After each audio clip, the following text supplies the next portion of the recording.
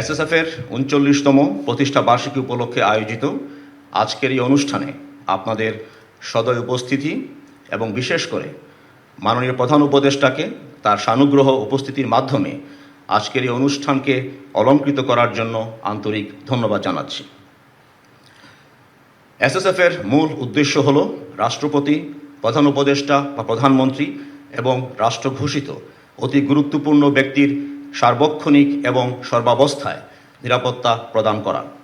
বর্তমানে SSF Bangladesh army, navy, air force, police এবং answer বাহিনীর সদস্যদের নিয়ে গঠিত।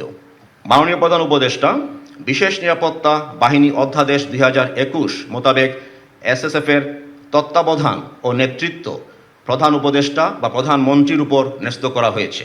এসএসএফের প্রধান হিসেবে আপনার উপদেশ, আন্তরিক সহযোগিতা এবং সময়োপযোগী দিক নির্দেশনায় এই বাহিনী সঠিকভাবে সার্বক্ষণিক নিরাপত্তা বিধান করে যাচ্ছে। এজন্য আমরা আপনার কাছে গভীর কৃতজ্ঞতা প্রকাশ করছি।